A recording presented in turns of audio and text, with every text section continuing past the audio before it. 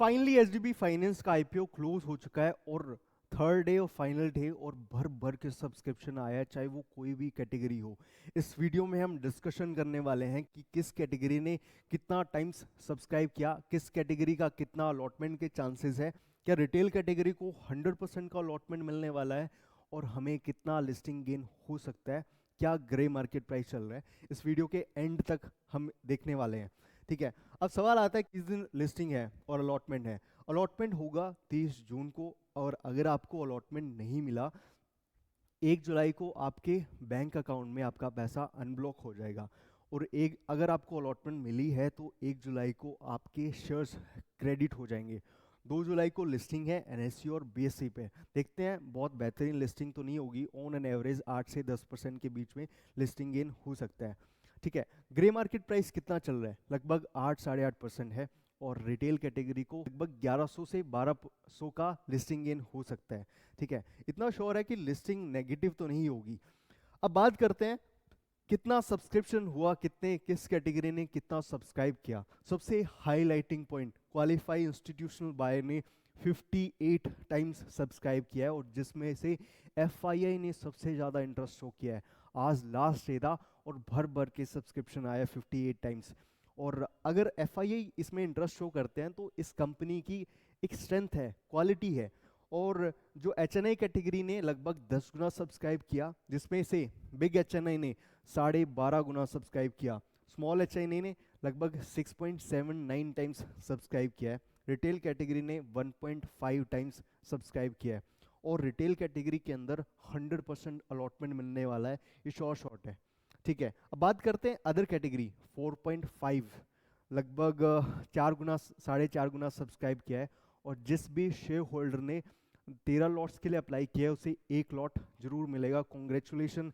और आईपीओ का issue size था लगभग 12.5 करोड़ और जितना फंड चाहिए था उसका 17 गुना सब्सक्राइब किया है। रिटेल के पास पैसा बहुत है, इंडियन इन्वेस्टर्स के पास। ठीक है, अब बात करते हैं किस कैटेगरी में कितने अलॉटमेंट के चांस है। First of all, retail category को 100% का अलॉटमेंट मिलने वाला है। और शेयर होल्डर कैटेगरी में जिसने 13 लॉट्स के लिए अप्लाई किया है उसे 1 लॉट जरूर मिलेगा, कॉन्ग्रेचुलेशन।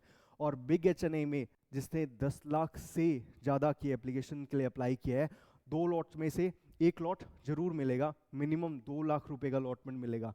और स्मॉल एचएनआई में जिसने 2 लाख से ज़्यादा सब्सक्राइब किया था तो 6.5 में से 1 लॉट जरूर मिलेगा, एक पर्सन को अलॉटमेंट मिल सकता है। और बहुत टफ कंपटीशन है इवन स्मॉल एचएनआई में। ठीक है, अब बात करते हैं एंकर इन्वेस्टर्स के लिए। एक आईपीओ में एंकर इन्वेस्टर्स का बहुत बड़ा रोल होता है। जितना एंकर इन्वेस्टर्स की कैटेगरी और लिस्ट स्ट्रॉन्ग होती है वो आईपीओ इतना स्ट्रॉन्ग होता है। ठीक है, एंकर इन्वेस्टर होते कौन है? क्वालिफाई इंस्टीट्यूशनल बायर्स के पोर्शन में से एक पोर्शन एंकर इन्वेस्टर्स के लिए रिजर्व होता है। और एंकर इन्वेस्टर्स वो इन्वेस्टर्स होते हैं जो 10 करोड़ या उससे ज़्यादा के लिए अप्लाई करते हैं। ठीक है, एंकर इन्वेस्टर्स का एक स्पेसिफिक लॉक इन पीरियड होता है 30 दिन का। ठीक है, तो जो लिस्टिंग से 30 दिन के अंदर अंदर सेल नहीं कर सकते, लेकिन 30 दिन के बाद अपना 50% पोर्शन सेल कर सकते हैं, जो कि है 30 जुलाई। और जो बैलेंस पोर्शन बच गया वो 90 दिन के बाद सेल कर सकते हैं, जो कि है 28 सितंबर। ये डेट्स जरूर नॉलेज में होना जरूर है, क्योंकि अगर वो सेल आउट करेंगे तो एक सेलिंग प्रेशर आएगा, आपको नॉलेज होना जरूरी है। इस आईपीओ में बहुत बड़े बड़े एंकर इन्वेस्टर्स ने अप्लाई किया है, लाइक एसबीआई। एसबीआई का सबसे बड़ा सब्सक्रिप्शन है 6 पॉइंट, जितना हमें चाहिए था, लगभग 6.5% एलआईसी का सब्सक्रिप्शन है। और ICICI Prudentials, SBI, Nippon India, Goldman Sachs, like बड़े बड़े म्यूचुअल फंड्स हाउस ने इस आईपीओ को सब्सक्राइब किया था, अपना इंटरेस्ट शो किया था। ठीक है, बहुत इंटरेस्टिंग पॉइंट था ये। अब बात करते हैं क्वालिफाई इंस्टीट्यूशनल बायर्स की।